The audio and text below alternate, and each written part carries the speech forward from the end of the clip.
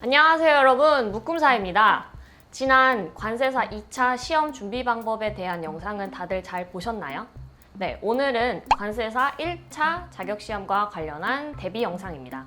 물론 1차를 2차와 비교하면 2차의 난이도가 훨씬 높습니다. 하지만 객관식 시험인 1차 그리고 논술형 시험인 2차, 이 비교 대상은 너무 다르다고 할 수 있죠. 그래서인지 많은 분들이 1차 시험을 좀 쉽게 생각하는 경향이 있는데요. 하지만 2차 시험과 비교해서 그 난이도가 조금 상대적으로 쉬울 뿐이지 1차 시험 자체가 쉬운 것은 절대 아닙니다. 우리가 일반적으로 알고 있는 무역 자격증 중에 무역영어, 국제무역사, 원산지관리사 등등 이 모든 무역 자격증과 비교해도 관세사 1차 자격시험이 그 난이도가 더 높다고 할 수 있습니다. 네, 이렇게 힘들게 1차 공부를 해야지 2차 시험에 응시할 수 있는 자격이 생기게 됩니다. 우선 1차 과목에는 무엇이 있나요? 1차 과목에는 총 4과목으로 이루어져 있고 과목당 40문제씩 출제가 됩니다. 그리고 1교시, 2교시로 나누어져서 진행이 되는데요. 1교시 관세법, FTA 특례법을 포함하고 있고요. 2교시 무역영어, 3교시 내국소비세법, 4교시 회계학, 으로 이루어져 있습니다. 1교시, 2교시별로 총 80문제를 각각 80분 동안 푸시면 됩니다. 1교시에 총 80문제 중에서 1번부터 40번은 관세법, 41번부터 80번은 무역영어, 그리고 2교시의 경우 총 80문제 중 1번부터 40번은 내세법, 내국소비세법이라고 하고요. 41번부터 80번은 회계학이 출제됩니다. 1차 시험이 없다면 결코 2차 시험도 없기 때문에 해당 꽈락률과 평균 점수를 꼭 확인해 주세요. 1차 시험 같은 경우엔 의외로 평점이 60점 미만이어서 불합격하는 경우는 거의 없고요. 한 과목에서 꽈락으로 불합격하는 경우가 일반적이라고 할 수 있는데요. 회계학 같은 경우는 공부를 많이 해도 적게 해도 어렵게 문제가 출제되는 경우에는 꽈락률이 가장 높은 과목이라고 할 수 있습니다. 따라서 1차 시험은 회계학 꽈락만 아니면 합격할 정도라고 할 수 있습니다. 이렇게 회계학이 꽈락이 많이 나는 이유가 무엇일까요? 바로 계산기를 활용한 계산 문제가 나오기 때문인데요. 풀 시간도 부족하고 1차 시험 과목 중 상대적으로 가장 어려운 과목 중 하나이기 때문입니다.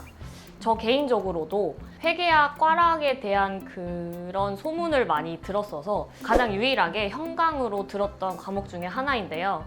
그때는 현강을 들으면서 모르는 문제가 있으면 꼭 짚고 넘어가자 할 정도로 열정을 불태웠던 기억이 납니다. 네, 다음으로는 1차 시험과 관련한 간단한 Q&A인데요. 1차 시험에 합격을 하게 되면 총 2번의 2차 자격시험 응시 자격이 생깁니다. 따라서 많은 분들이 궁금해하시는 수험생 용어 중 하나로 1차 시험에 합격을 그해 하고 그 해에 2차 시험에 합격을 하는 수험생을 동차 합격생이라고 표현하고요.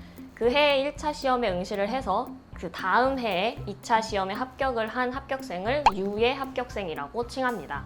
시험 준비물은 신분증, 수험표, 그리고 컴퓨터 사인펜. 마지막으로 계산기. 계산기는 2교시 과목에서 필수적인 준비물이라고 할 수 있기 때문에 계산기도 꼭 챙기시길 바랍니다. 네, 그리고 시험 당일날 오후 2시에 가다반이 공개가 되는데요. 이 가다반을 통해서 본인의 합격 여부를 판단을 하실 수 있습니다. 가다반이 공개가 되고 나서 이 답은 내가 납득할 수 없어 하고 이의제기를 신청할 수 있는 기간이 있는데요. 이 이의제기를 통해서 실제 본인이 채점했던 그 점수보다 높아지는 경우가 있어도 낮아지는 경우는 거의 없습니다. 그리고 본인의 1차 시험 최종 합격 여부는 한 달 후에 큐넷 홈페이지를 통해서 확인하실 수 있습니다. 네, 다음으로는 1차와 2차의 공부 시기에 대해서도 많이 궁금해 하시는데요. 가능하면 하루라도 빨리 본인이 공부에 집중할 수 있는 시기에 시작을 하는 것이 가장 좋습니다. 일반적으로 전업 수험생이라고 할 수 있는 주 6일 그리고 하루 8시간 전공자나 비전공자 상관없이 전업 수험생이라고 하죠. 주 6일 동안 그리고 하루에 평균 8시간을 투자할 수 있는 전업 수험생의 경우 6개월 정도면 1차 시험에 합격을 하실 수 있고요. 그렇지 않고 학교나 직장을 병행하시는 경우라면 9개월 정도의 시간을 투자하는 것이 좋습니다. 추가로 1차 시험까지 아직 여유가 있다고 생각이 되신다면 1차 과목과 중복이 되는 2차 과목인 관세법과 무역실무를 같이 병행하시는 것을 권장드립니다. 네, 다음으로는 1차 시험 공부 방법과 관련된 약간의 팁인데요. 1교시 과목인 관세법 그리고 FTA 특례법의 경우 이 경우에는 1차와 2차의 관세법이 동일한 과목인데요. 하지만 공부 방법을 달리하다 보면 1차 관세법에서 2차 관세법으로 넘어가는 경우에 내가 관세법에서 이런 걸 본 적이 있었나? 하고 의아한 생각이 들 수가 있는데요. 제가 그랬고요. 따라서 1차 관세법을 공부하는 경우에도 2차 시험을 준비하는 마음으로 전체적인 구조를 파악하는 것이 중요합니다. 2차 관세법의 경우 3단 법령집이라고 해서 법, 시행령, 시행규칙을 구분해서 학습을 하는데 1차 시험의 경우 법 그리고 중요한 시행령 정도만 파악을 해서 공부를 하셔도 성공적인 1차 공부 방법이라고 할 수 있습니다. 그리고 서브 과목이라고 할 수 있는 FTA 특례법의 경우 5문제가 출제가 되는데요. 그러니까 관세법 총 40문제 중 35문제는 관세법, 5문제는 FTA 특례법입니다. 따라서 간혹 수험생분들 중에 이 5과목의 FTA 특례법은 버리자 하는 마음으로 쉽게 생각하실 수가 있는데요.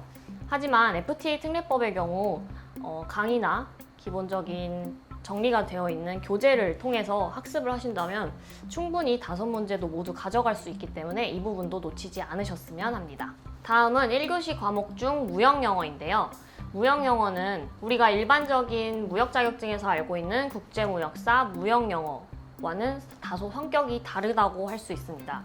단순 영어 능력을 요구하는 문제보다는 국제규칙이나 협약, 그리고 무역 실무 지식을 요구하는 경향의 문제가 많이 출제된다고 할 수 있습니다.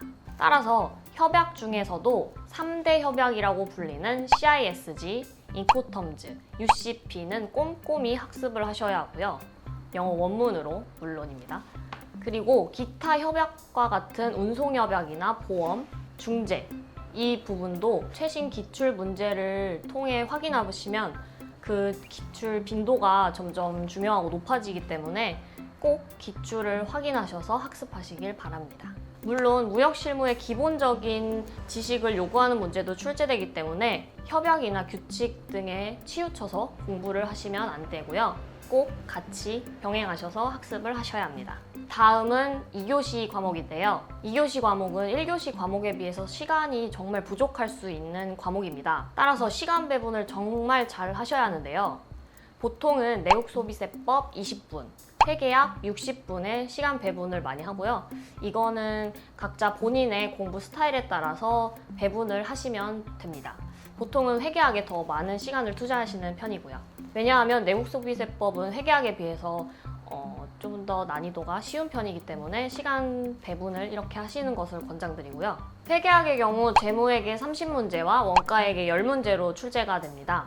회계학 꽈락만 면하자 이런 말을 많이 하시는데 계산기를 통해서 기출을 포함해서 문제를 푸는 연습을 많이 하시면은 충분히 합격하실 수 있기 때문에 너무 지레 겁을 먹지 않으셨으면 좋겠고요. 마지막으로 2차 과목뿐만 아니라 1차 과목의 경우에도 샘플 강의를 꼭 참고하라는 말씀을 드리고 싶습니다. 어떻게 이거 하나만 가지고 그걸 판단할 수 있느냐라고 할 수도 있지만 이것마저도 참고하지 않고 공부를 하는 리스크보다는 효율적인 공부 방법이 될 수 있을 거라고 생각됩니다. 1차 시험만이 가지고 있는 특징을 잘 고려해서 너무 틀리라는 문제를 포함해서 모든 문제를 맞히려는 그런 부담감은 조금 내려놓으셔도 되는데요. 오히려 그런 집중력을 2차로 끌고 와서 최대한 점수를 높이는 것이 효율적인 관세사 시험 공부 전략 방법이 되겠습니다. 여기까지가 관세사 1차 시험에 대한 설명이었습니다. 저희 묶음사는 모든 수험생이 언제든 모든 시험에 합격하시기를 기원하면서 다음에는 관세사 시험 공부 방법 동차 전략 방법을 준비해서 찾아오도록 하겠습니다. 감사합니다.